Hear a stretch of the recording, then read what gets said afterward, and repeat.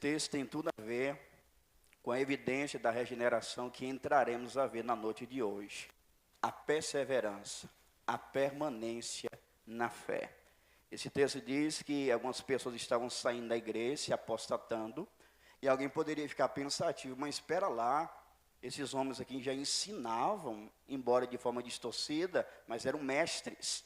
Aí João vai dizer o seguinte: olha, saíram de nós, mas não eram de nós, porque se fossem de nós, ficariam conosco.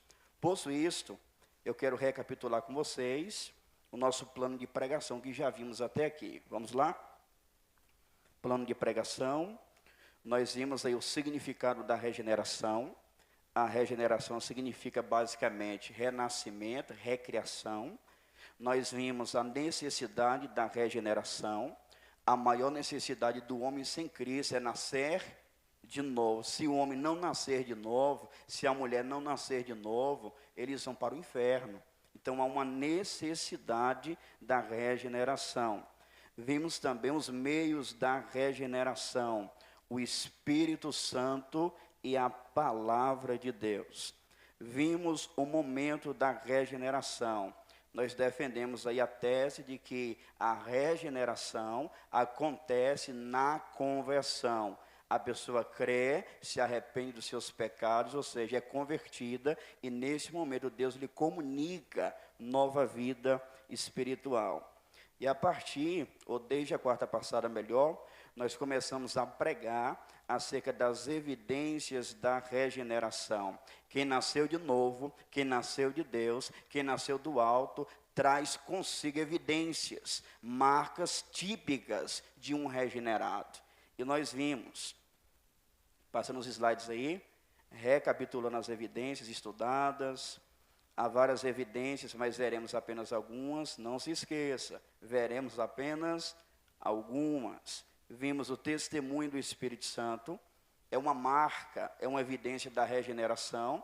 Quem nasceu de novo tem um testemunho interno do Espírito Santo. O Espírito Santo diz ao seu coração: você é filho de Deus, você é filha de Deus. Vimos também uma outra evidência, a fé, que Jesus é o Cristo. Se a pessoa tem um entendimento errado acerca da identidade da pessoa de Cristo, se ela pensa de forma distorcida, ela não nasceu de novo. Quem crê que Jesus é o Cristo, diz o texto bíblico, em 1 João capítulo 5, versículo 1, é nascido de Deus. Vimos também uma terceira evidência, a saber, a obediência. Tem pessoas que nunca conseguem obedecer. Tudo indica que nunca nasceu de novo. E nós aprendemos bastante à luz da palavra de Deus. Vimos também uma quarta evidência da regeneração, a busca pelas coisas do alto.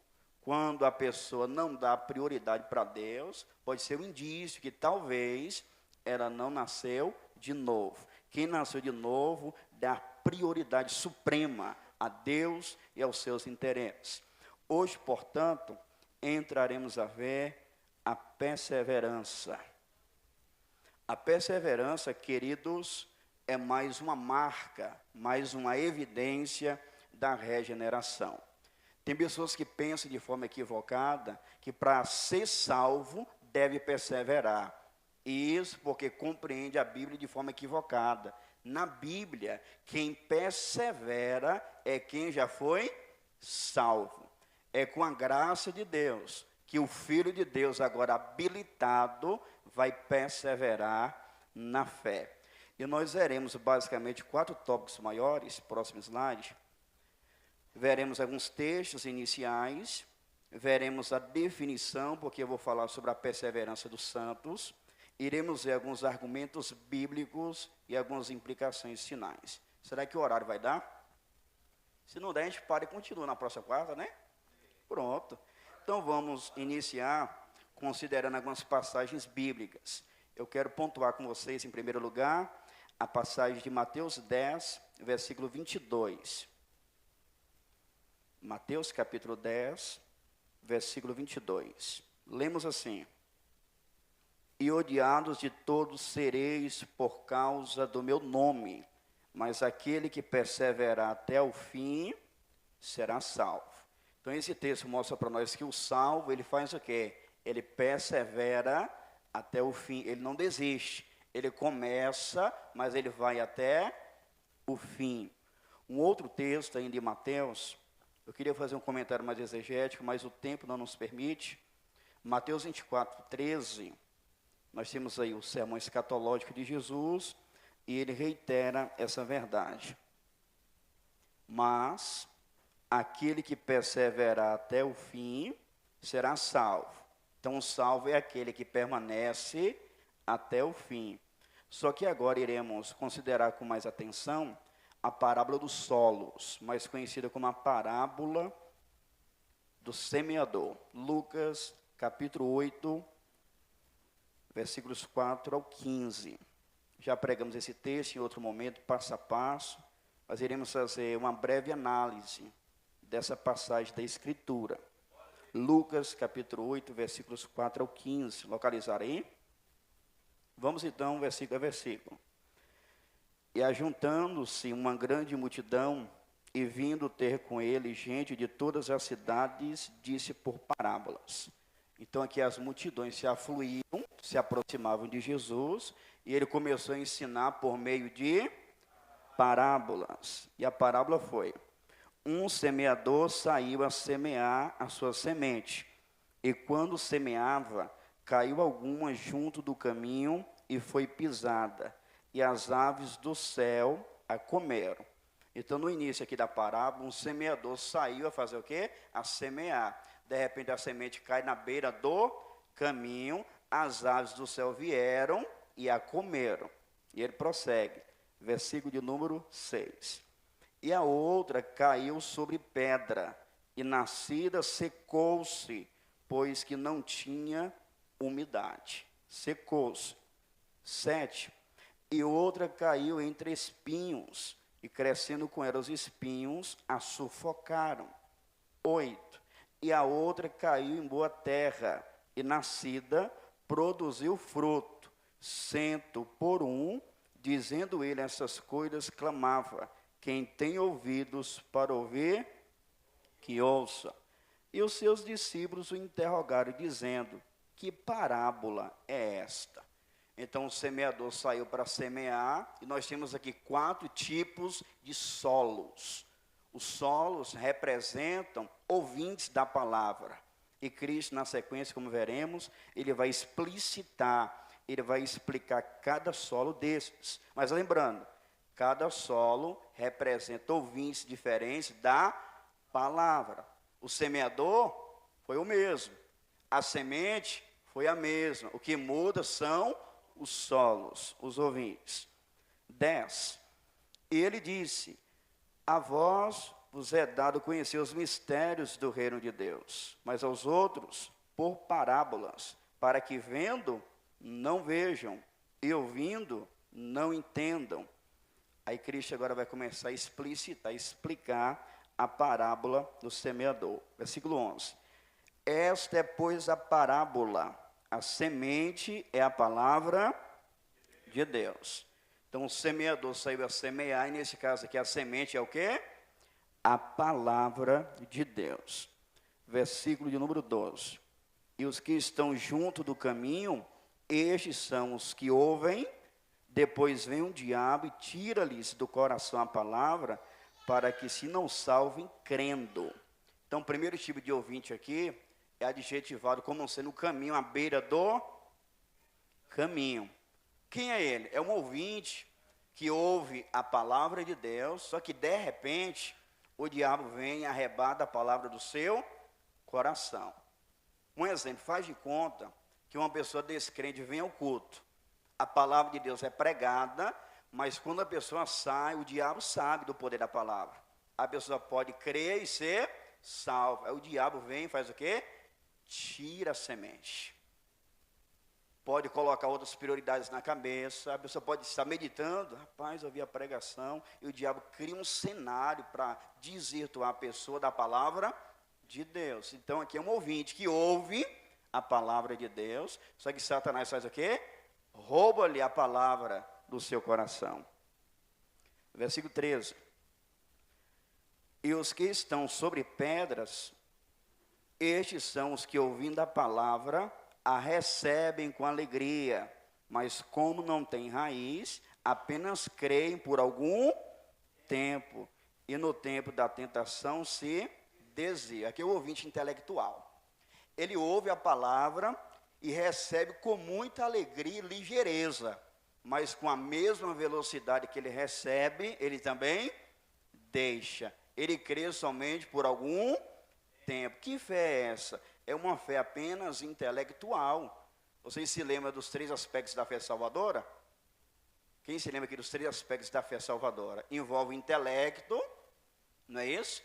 A aceitação e a vontade. Então, nesse caso que a pessoa ouviu a palavra, recebeu, creu por algum tempo, ou seja, uma fé apenas intelectual. Ah, rapaz, isso na igreja, me explicaram lá, e de forma intelectual a pessoa crê. Só que não gera fé salvadora, é uma fé apenas no âmbito da cabeça. E para que a fé seja salvadora, tem que envolver os 3 aspectos. Então, tem pessoas que ouvem, crê por algum tempo, depois se desvia. Com a mesma velocidade que recebe, também deixa. 14. E aqui caiu entre espinhos, esses são os que ouviram, e indo por diante são sufocados com os cuidados e riquezas e deleites da vida, e não dão fruto com perfeição. Nenhum desses solos aqui caracteriza um solo ou um ouvinte salvo. 3 solos. Todos ouviram a mesma palavra, receberam a mesma semente, mas agora veja o versículo 15. E aqui caiu em boa terra, veja que ouvinte é esse. E aqui caiu em boa terra, esses são os que, ouvindo a palavra, a conservam no coração honesto e bom, e dão fruto com perseverança. Aqui nós temos o ouvinte salvo.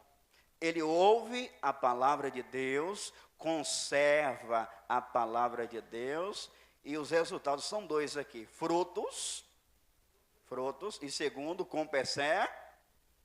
Então vai ser um cristão produtivo, e vai ser um cristão que persevera.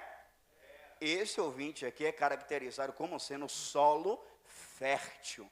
A palavra veio, penetrou o seu coração. Aliás, você se lembra que a palavra de Deus é o instrumento que o Espírito Santo usa para regenerar?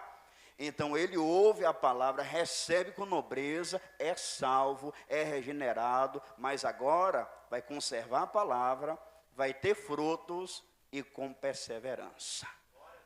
Quem é que o salvo nessa parábola dos solos? Aquele que recebe a palavra, conserva a palavra, produz frutos com perseverança. Ou seja, com base nessa parábola, o salvo, ele persevera até o fim. O salvo, ele persiste porque a palavra germinou no seu coração. Vamos então avançar. João 8, 31. Você está em Lucas, você avança mais um livro aí. João, capítulo 8, versículo 31. Como é bom, irmão, se debruçar na Bíblia, não é mesmo? A autoridade aqui é as Escrituras. João 8, versículo 31. Jesus dizia, pois, aos judeus que criam nele: se vós permanecerdes na minha palavra, verdadeiramente sereis meus discípulos. Se você me ouvir no programa de rádio na terça-feira, você vai estar bem ambientado aqui. Cristo, ele está falando do versículo 12 até o versículo 59 desse capítulo, acerca da sua missão, o que ele veio fazer na terra. E de repente um grupo de judeus supostamente creram nele.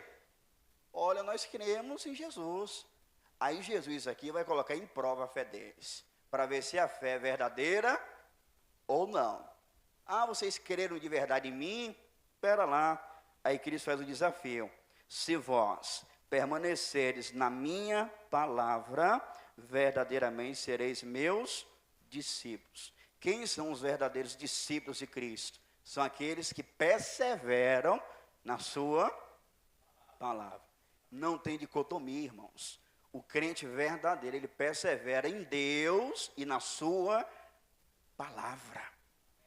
Porque um convertido, por exemplo, se você prega o evangelho para um ateu e ele se converter, você pode dar a Bíblia nas mãos dele, ele vai aceitar como sendo a palavra sem questionar nada. Porque se o Espírito Santo quebrar o coração do homem, compenetrar, convencer, ele ouvir o evangelho e ser salvo, na mesma hora ele pode depois estar cheio de indagações, querer ter respostas. Mas naquela mesma hora você pode lhe dar a Bíblia que ele aceita como sendo a palavra do Senhor. Então veja, o verdadeiro discípulo, o verdadeiro cristão, ele permanece, ele persevera em Deus e na sua palavra. Porque a perseverança é uma evidência da regeneração. Se permaneceres na minha palavra, verdadeiramente sereis meus discípulos. O que dizer então de pessoas que a priori, inicialmente, dava toda a credibilidade à palavra de Deus e depois não quer mais a palavra de Deus? Nunca foi um verdadeiro discípulo de quem? De Cristo. Eu preciso admitir que há pessoas sinceras, regeneradas, que não têm cultura bíblica. A liderança não preza pelas escrituras, não teve nenhuma influência positiva, aí não tem muita afeição pela Bíblia porque não foi instruído. Mas nós cremos que se a pessoa depositou a sua fé em Jesus Cristo, vive para a glória de Cristo, salvação. Mas nesse caso aqui, veja, o verdadeiro discípulo, ele permanece em quê? Na palavra de Deus. Pastor Arlão, o senhor não me entende não, mas não tenho leitura, pastor. Isso não é desculpa não, meu amigo. Não é desculpa. 1 Pedro capítulo 2, versículo 2, diz o que lá? Desejai afetuosamente, como meninos novamente nascidos, o leite racional, não falsificado, para que por ele vades crescendo. Veja a comparação. Um bebê, quando nasce, qual é a primeira coisa comum que ela faz? Chorar. Quando não chora, o médico induz, né? De leve, chora aí, bebê. Então, chora aí. E quando ele chora, ele quer uma coisa. Para ele se calar, você precisa dar para ele mama. E você não precisa ensinar não, viu? Vem cá, bebê, coloca a boquinha. Não precisa não. Encostou, na mesma hora, está mamando. É o instinto. Quando uma pessoa é salva, o instinto dela é palavra, escritura, palavra do Senhor. Ela deseja ardentemente a palavra de Deus. Lhes conto um testemunho verídico. Eu vivenciei. A gente fazia parte de uma denominação simples. E eu me lembro que Deus começou a nos chamar para a palavra lá atrás. Embora era fora do contexto, mas sempre Bíblia, sempre Bíblia. Aí eu me lembro que um senhor, diácono Valdionor, cerca de 72 anos de idade aproximadamente. Domingo de manhã eu servia como diácono, toque-toque na porta. Na verdade, à tarde, domingo à tarde. Toque-toque, quem é? Diácono Valdionor. Ô diácono, eu vim aqui porque eu estava tentando ler a Bíblia e... Me explica aqui, diácono. Irmãos, ser analfabeto, mas quando a pessoa nasce de Deus, ela quer a palavra de Deus. Mesmo sem leitura, mas me explica aí, eu quero aprender. Eu me lembro que o pastor Arlen, em outro momento, foi pregar em uma igreja e a gente tem um bom costume de chegar cedo. Se o porteiro vacilar, nós chegamos primeiro que ele. Ele chega lá e fala assim, olha, bem-vindo, tá? Estamos lá na porta aguardando. Passou lá aguardando, o pessoal chegar, o porteiro para abrir a igreja, ele ia pregar na ocasião. De repente, uma senhora entra na simplicidade, e quando ele tranca a bicicleta, que entra no recinto, uma senhora apurando a visão, lendo a Bíblia, ou tentando ler a Bíblia. O pastor Arne alegremente disse, irmão, está lendo aí a palavra de Deus. Ele, meu filho, quem dera. Tem uma leitura não, meu filho. Eu estou tentando ler aqui a palavra de Deus, juntar as letrinhas. Quando a pessoa nasce de Deus, amados, ela quer. É o instinto natural, ela deseja a palavra do Senhor. Então veja, a perseverança é uma evidência da salvação, da regeneração. Deixa eu te perguntar, você é perseverante? Você persevera em Deus, na fé e na sua palavra? Vamos então à definição do que é a perseverança dos santos. Grosso modo, essa doutrina ensina que aqueles que Deus escolheu, seja com base na sua presciência ou com base no seu decreto, jamais perderão a sua salvação, ainda que estejam sujeitos a quedas temporárias. Muitos dizem, uma vez salvo, sempre salvo. Embora seja verdade, essa frase está desgastada, porque as pessoas dizem essa frase, mas não explica. Aí as pessoas passam a ter um entendimento errado. Ah, pera lá, quer dizer que se a pessoa foi salva, vive como quer, né? Aí vive pecando e está salvo. Essa frase aí, ela está desgastada. Eu prefiro o crente verdadeiramente salvo, viverá como salvo.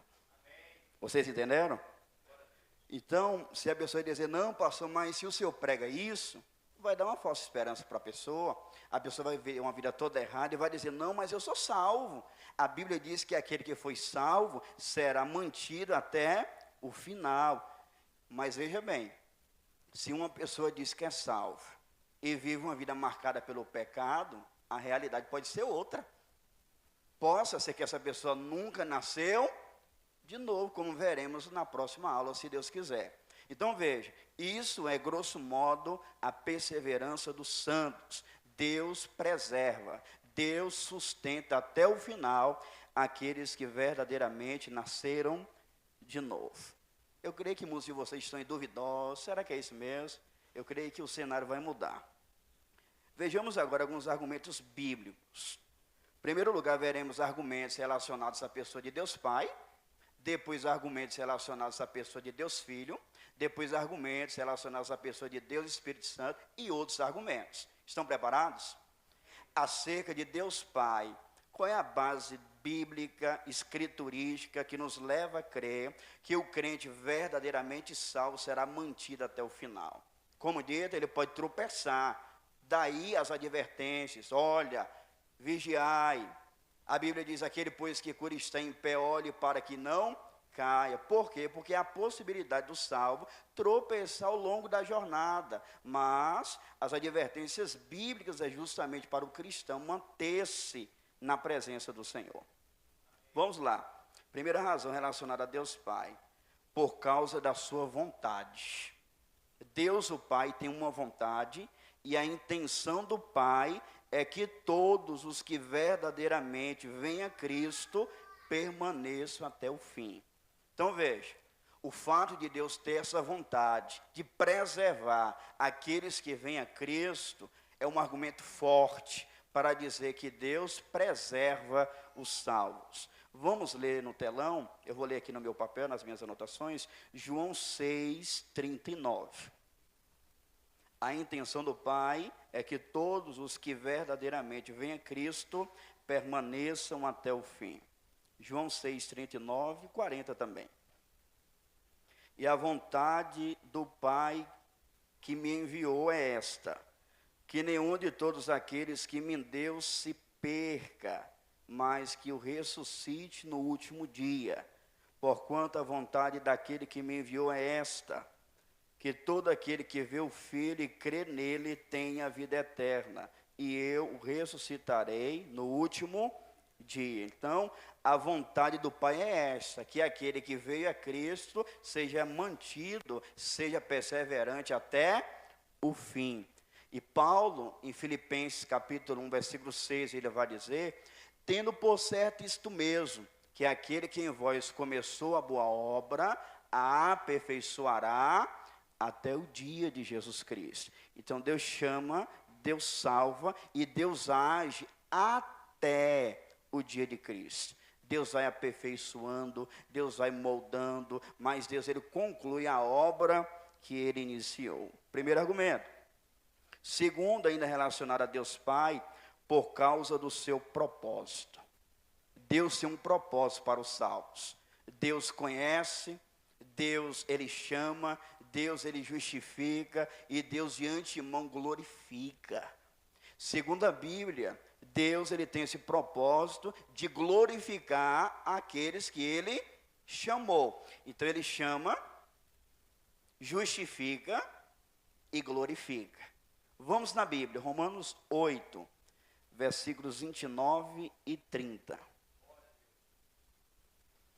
Porque os que dantes conheceu, também os predestinou para serem conformes à imagem de seu Filho, a fim de que ele seja o primogênito entre muitos irmãos. E aos que predestinou, a esse também chamou. E aos que chamou, a esse também justificou. E aos que justificou, a esse também glorificou. Veja aí a corrente de ouro. Deus, ele predestina. Ao predestinar os crentes, ele faz o quê? Ele chama esses crentes que ele predestinou. Depois de chamar, ele faz o quê? Ele justifica. E depois de justificar, ele glorifica.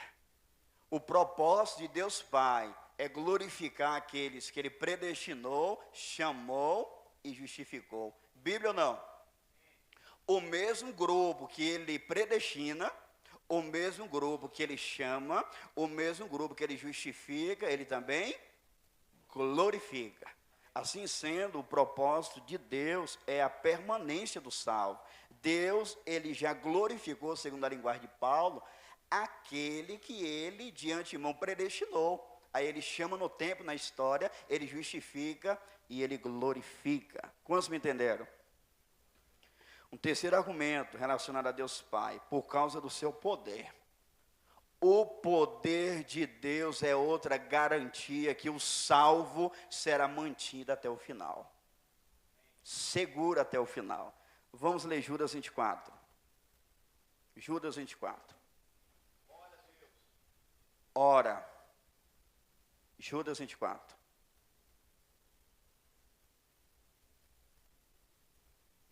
Ora, aquele que é poderoso para vos guardar de tropeçar e apresentar-vos irrepreensíveis com alegria perante a sua... Quem é poderoso aqui para resguardar os crentes? Deus. Mas quando a gente lê 1 Pedro 1,5, coloque para nós aí, Willan, 1 de Pedro 1,5, veja o que Deus faz com esse poder.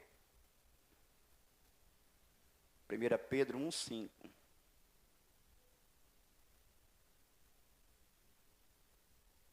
Vamos lá. Que mediante a fé estáis guardados no poder de Deus, para a salvação já prestes para se revelar no último dia. Os crentes são guardados aqui na virtude, isto é, no poder de Deus. E Deus, irmãos, ele salva, e quando ele salva mesmo. Ele com o seu poder, ele faz o quê? Sustenta. É vontade de Deus, é propósito de Deus, com base no poder de Deus, e mais, por causa da fidelidade de Deus. A fidelidade de Deus também sustenta a perseverança do crente. 1 Coríntios capítulo 1, versículos 8 e 9. 1 Coríntios capítulo 1, versículos 8 e 9. Então, são argumentos relacionados à pessoa de Deus Pai, o qual vos confirmará também até ao fim. Deus o Pai vai nos confirmar também até ao fim, para seres irrepreensíveis no dia de nosso Senhor Jesus Cristo. Fiel é Deus, pelo qual foram chamados para a comunhão de seu Filho Jesus Cristo, nosso Senhor. Esse texto mostra que Deus, pela sua fidelidade, ele vai nos confirmar até o fim. Por isso que a Bíblia vai dizer em 2 Timóteo 2,3, se formos infiéis, ele permanece fiel, não pode negar-se a si mesmo. Vejamos também 1 Tessalonicenses 5, 23 e 24. Então a fidelidade de Deus é outro argumento que fortalece a segurança dos salvos. Olha a Bíblia. E o mesmo Deus e Pai os santifica em tudo, e todo o vosso espírito e alma e corpo sejam plenamente conservados, irrepreensíveis para a vinda de nosso Senhor Jesus Cristo. Detalhe, e o mesmo Deus vos santifica em tudo. Quem opera a santificação na vida dos salvos aqui? Deus. E o texto fala, espírito, alma e corpo sejam plenamente o quê? Conservados. Porque Deus que comunica a santificação conserva. 24. Fiel é o que vos chama, o qual também o fará. Então vimos aí 4 argumentos relacionados à pessoa de Deus Pai. Vejamos agora razões, argumentos relacionados a Deus Filho. Em primeiro lugar, por causa da sua proteção. Irmãos, a garantia que Jesus dá para o salvo é maravilhosa. Cristo promete guardar os seus. Eu não falo de guardar, tem pessoas que interpretam errado. Isso não quer dizer que o crente não está suscetível a um assalto, até mesmo um assassinato. Mas em termos salvadores, ninguém pode tirar um salvo das mãos de Jesus. Cristo, ele promete facultar proteção aos seus. Ouça aí João, capítulo 10, versículos 27 e 28. João, capítulo 10, versículos 27 e 28. As minhas ovelhas ouvem a minha voz. Quem ouve a voz de Cristo aqui? As minhas ovelhas. E eu conheço-as, e elas me seguem. E dou-lhes a vida eterna, e nunca hão de perecer, e ninguém irá arrebatá-las das minhas mãos. É Bíblia ou não é? Cristo, ele dá segurança, proteção, não jamais irá perecer. Vejamos João 17, 12. João capítulo 17, versículo 12 também. Os textos são autoexplicativos, dispensa até comentários, né, adicionais. João 17, 12. Lemos assim. Cristo está orando ao Pai pelos salvos. Ele diz no versículo 12.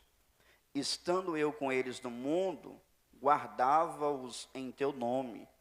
Tenho guardado aqueles que tu me deste, e nenhum deles se perdeu, senão o filho da perdição, para que a Escritura se cumprisse. Então aqueles que o Pai deu para o Filho, nenhum se perdeu, com exceção de Judas, que estava, segundo a Bíblia, predestinado para esse fim, segundo a Escritura. Então veja, Cristo assegura aos salvos uma proteção inaudita. Ninguém tira os salvos das mãos de Jesus Cristo. Eles não se perdem. Cristo está orando ao Pai, pedindo que o Pai guarde os seus, assim como ele guardou aqueles que o Pai o havia dado. Nenhum deles pereceu. Outro argumento relacionado ao Senhor Jesus, por causa da sua morte. A morte de Cristo não foi para possibilitar a salvação. A morte de Cristo foi para salvar. Ah, não, mas toda a humanidade desistiu. Hoje Jesus morreu em vão. Não. Jesus não morreu para possibilitar, ele morreu para salvar. E vamos em Bíblia. Romanos 8, 33 e 34, nós temos aí 2 perguntas feitas pelo apóstolo Paulo. Quem tentará acusação contra os eleitos de Deus? Quem os condenará? Sua resposta dizendo que ninguém pode fazer está baseada na morte, ressurreição e intercessão de Cristo. Olha o versículo 34. Quem os condenará? Pois é Cristo quem morreu antes, quem ressuscitou dentre os mortos, o qual está à direita de Deus e também intercede. Então veja, Cristo, ele morreu na cruz para salvar. E aqueles que foram salvos pelo seu sacrifício são mantidos. Porque o texto sagrado argumenta a esse favor. Há uma outra passagem na Bíblia, queridos irmãos, que também é muito clara.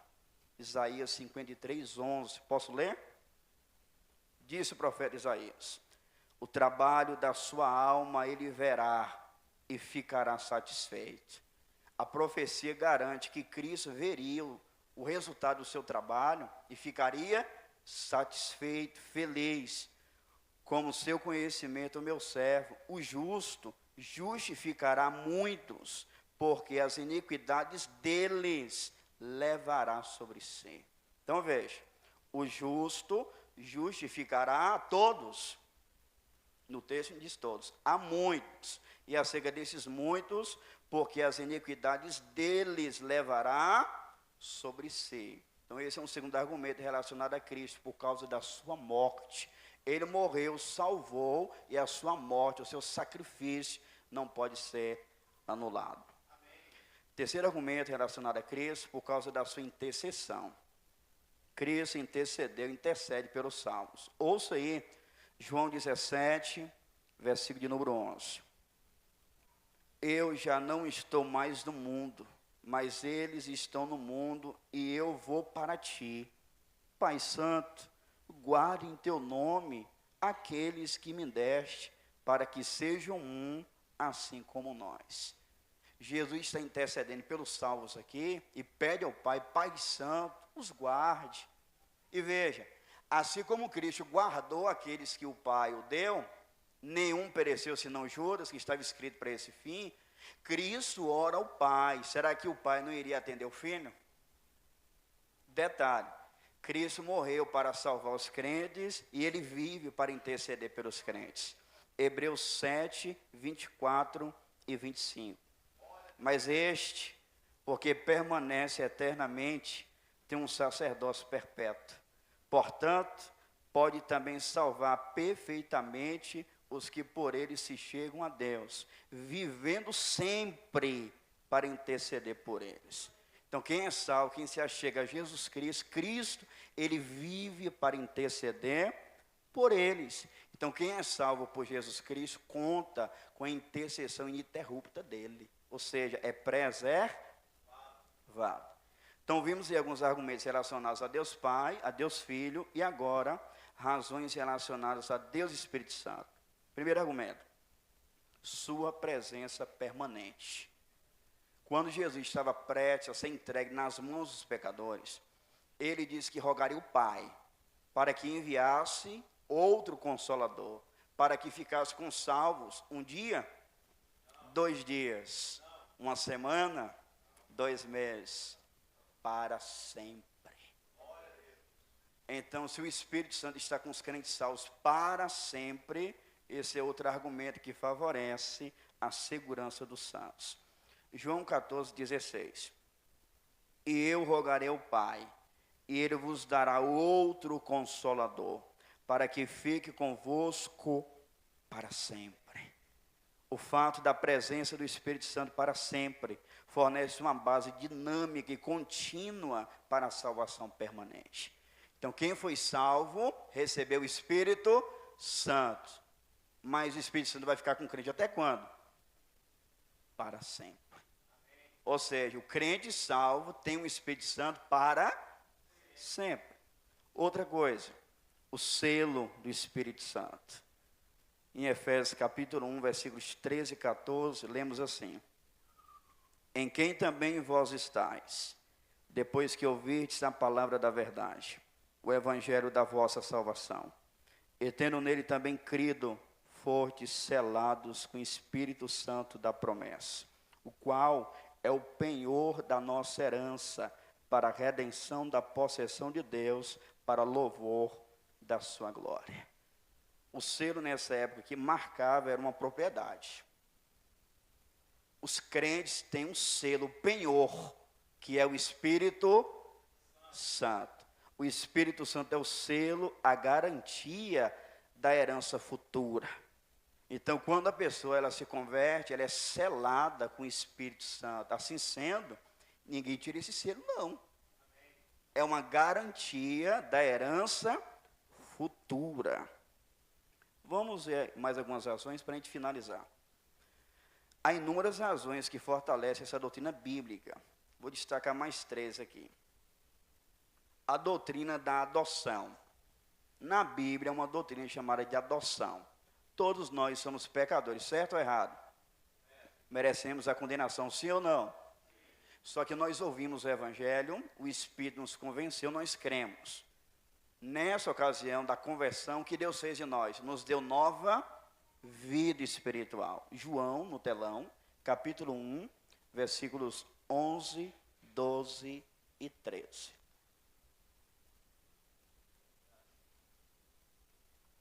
veio para o que era seu e os seus não o receberam. Mas a todos quantos o receberam, deu-lhes o poder, veja, deu-lhes o poder, a autoridade de serem feitos filhos de Deus aos que creem no seu. Quem recebe Cristo aqui, crê em Cristo, é adotado na família de Deus. Ele nasce na família de Deus, ele é regenerado. 13. Os quais não nasceram do sangue, nem da vontade da carne, nem da vontade do varão, mas nasceu de Deus. Aonde na Bíblia nós aprendemos que uma pessoa que nasceu de novo pode desnascer? Você não vê isso. Uma ilustração bem óbvia, seu filho, ele pode fazer o que for, ele não deixará de ser seu filho nunca. Então a doutrina da adoção nos apresenta esse fato. A pessoa nasce de novo e na Bíblia, em nenhuma hipótese, você encontra algum indicativo de que a pessoa desnasceu. Epa, era ímpio, perdido, nasceu de novo. Afastou, desnasceu. Aí lá na frente volta, opa, nasceu de novo. Você não vê isso na Bíblia, não. Então, quem é admitido como filho na família de Deus, Deus preserva essa condição. Uma outra doutrina bíblica que fortalece esse fato, detalhe, foi muito tempo para a gente chegar nessa conclusão. Não foi da noite para o dia. Ah, não, assisti um videozinho lá na internet, no YouTube, e mudei de ideia. Não, foi, irmãos, foi chão. Eu, pastor Ali, fomos convencidos pela autoridade das Escrituras. Eu confesso que é mais fácil crer o oposto, que a pessoa pode perder a salvação. Mas, biblicamente, textualmente, é inviável, é impossível. A doutrina da justificação pela fé. Romanos 5, versículo 1, o que diz lá? Quem sabe de qual? Romanos capítulo 5, versículo 1, era para todo mundo saber esse texto, hein? Sendo, pois, justificados pela fé. Então, a justificação, o que é a justificação? Grosso modo, a justificação é um ato de Deus declarar justo. Então, Deus absolveu aqueles que creram em Jesus. Éramos pecadores condenados, cremos em Cristo e Deus nos absolveu da nossa condição. Deus nos declarou justos. A justiça de Cristo foi creditada na nossa conta. Fomos justificados pela fé. Qual é a dinâmica bíblica? Quem é justificado pela fé, você não vê na Bíblia Sagrada a pessoa perdendo essa condição. Vamos pensar em uma pessoa, Joaquim. Joaquim se converteu, pecador miserável como nós, foi justificado. Aí o tempo passa e Joaquim se dizia, ou perdeu a justificação. Aí 3 anos depois ele volta, é justificado de novo. Imagina a dinâmica, passa ano, entra ano, Joaquim assim. Em algum momento ele foi justificado mesmo? Na Bíblia, a possibilidade da pessoa ficar nesse vai e volta, Deus absolve a pessoa. Deus declara o crente justo, Deus o vê em Cristo. Assim sendo, a doutrina da justificação fortalece esse fato. Há também na Bíblia uma declaração que Cristo fez à mulher samaritana, em João 4,14. Mas aquele que beber da água que eu lhe der, nunca terá sede, porque a água que eu lhe der, se fará nele uma fonte de água a jorrar para a vida eterna. Olha, mulher, tem uma água para dar. Quem beber dessa água nunca mais tornará a ter sede. Aqui Cristo está falando sobre a salvação, senhores. É uma água que jorra para a vida. Então, quem bebe nunca mais tornará a ter sede. É uma garantia da salvação do crente. João 6,35, disse-lhe Jesus: eu sou o pão da vida, aquele que vem a mim não terá fome, e quem crê em mim nunca terá sede. Foi salvo, saciado, regenerado. Mas agora, veremos algumas implicações, na verdade 2 em especial. Pastor, o senhor pregou acerca da preservação dos crentes. O senhor disse que a permanência na fé, na palavra, é uma evidência da salvação. O que eu devo fazer então? Você deve se certificar se você nasceu de novo ou não. Se você nasceu de novo, você precisa encontrar na sua vida as evidências da salvação, inclusive a perseverança na fé. Você precisa ter a certeza da salvação, você precisa perseverar na fé.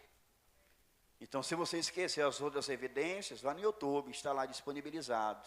Nós vimos na semana passada 4 evidências da salvação. Hoje foi mais uma, que é a permanência. Veremos na próxima quarta uma outra e por fim iremos finalizar falando sobre um teste que eu vou falar para vocês. Maravilhoso. Eu quero convidar você a se colocar sobre os pés. Quero que você faça um exame de consciência para ver se você encontra na sua vida essas evidências. Se não, peça misericórdia a Deus, creia em Jesus, se arrependa dos seus pecados. Quero convidar o diácono Cid, ele vai finalizar orando conosco e por nós nesta noite.